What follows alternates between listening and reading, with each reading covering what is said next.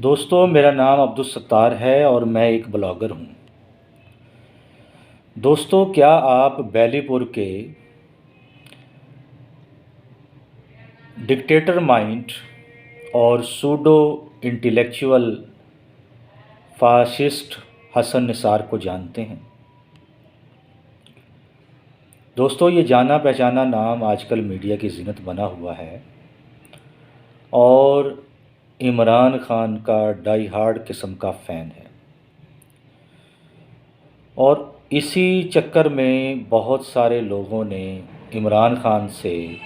اس امید کے ساتھ یہ وابستگیاں قائم کر لی تھی کہ یہ ایک تیسری طاقت کے طور پہ اس ملک میں ایک بڑی تبدیلی لے کر آئے گا، مگر اس تبدیلی کے تھیلے میں سے کیا نکلا دوستو وہ آپ کے سامنے ہے۔ مگر حسن نثار صاحب آج بھی اسی کے گن گانے میں لگے ہوئے ہیں اور کہہ رہے ہیں کہ جمہوریت سے ڈکٹیٹرشپ اچھی ہے،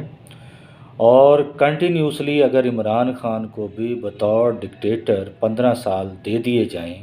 تو یہ ملک کی تقدیر سنوار دے گا۔ آپ غور کریں ان کی پہلی پیش گوئی جب عمران خان صاحب دھرنا دے رہے تھے، اور اس دوران حسن نثار صاحب نے پیش گوئی کی تھی کہ یہ ایماندار آدمی ہے، اگر یہ وزیر اعظم بن گیا تو ملک کی تقدیر سنور جائے گی، اور حادثاتی طور پر عمران خان صاحب وزیر اعظم بن گئے اور اس کا نتیجہ آپ کے سامنے ہے۔ اور اب یہ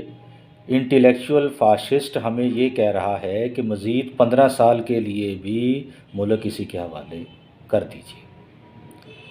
مطلب پہلی پیش گوئی درست ثابت نہیں ہوئی اور دوسرے کے لیے پھر یہ بندہ آگے بڑھ گیا، اور حال یہ ہے کہ 72 سال کی عمر کے بعد ان کو سمجھ یہ آئی ہے کہ ڈکٹیٹرشپ صحیح ہوتی ہے اور جابر حکمران ہی اصل حکمران ہوتے ہیں۔ دوستو اگر 72 سالہ زندگی کے بعد آپ کا جمہوریت کے بارے میں یہ رویہ ہے تو آپ کو اپنی ذہنی صحت کے بارے میں سوچنا چاہیے، کیونکہ بری سے بری جمہوریت بھی ڈکٹیٹرشپ سے بہت اچھی ہوتی ہے، چونکہ عوام براہ راست جمہوریت میں ملوث ہوتے ہیں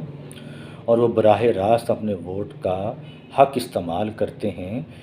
اور جب کبھی انہیں کوئی مسئلہ ہوتا ہے تو انہی کے جو نمائندے ہوتے ہیں جب ووٹ لینے کے لیے دوبارہ ان کی خدمت میں پیش آتے ہیں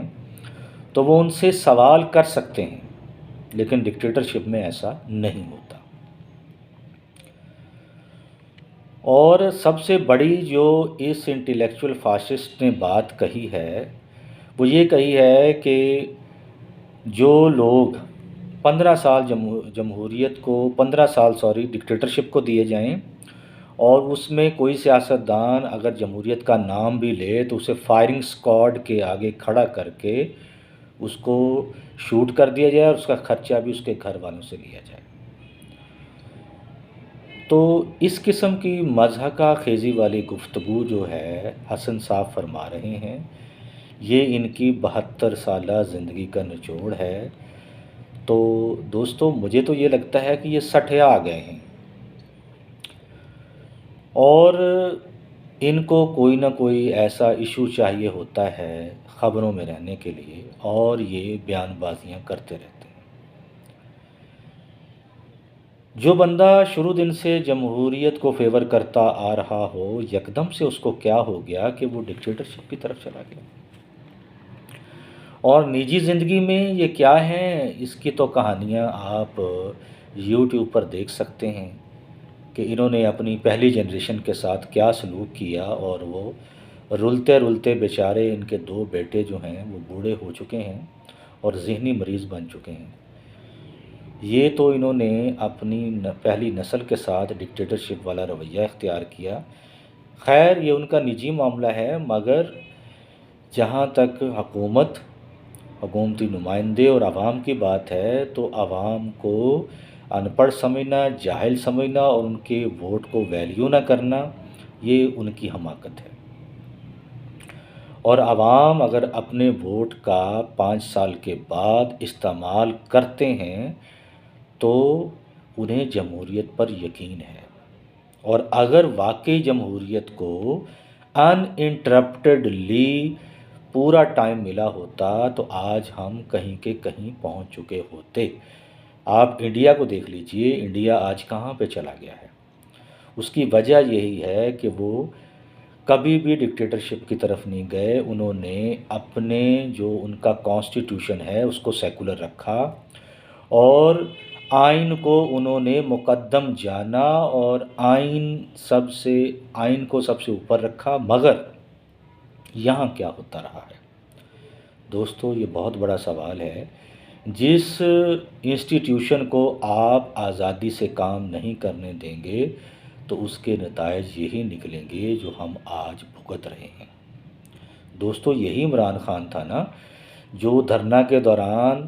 بہت پھدک پھدک کے باتیں کیا کرتا تھا، تو آج اس کو کیا ہو گیا؟ بس اسی میں اس جمہوریت کی کہانی چھپی ہے۔ تو دوستو بات یہ ہے کہ جب جمہوریت کو پورا ٹائم ملے گا تو جمہوریت بھی پھلے پھولے گی، کیونکہ اس میں عوام براہ راست ملوث ہوتے ہیں۔ تو دوستو آپ کی کیا رائے ہے؟ اپنی رائے کا اظہار کیجئے گا، اور کومنٹس باکس میں اپنے خیالات کا اظہار کیجئے گا تاکہ بات چیت کا عمل آگے بڑھے، اور میرے چینل کو سبسکرائب کیجئے گا اور بیل آئیکن کو ضرور پریس کیجئے تاکہ میرے ویڈیو کا نوٹیفیکیشن آپ کو ملتا رہے۔ شکریہ۔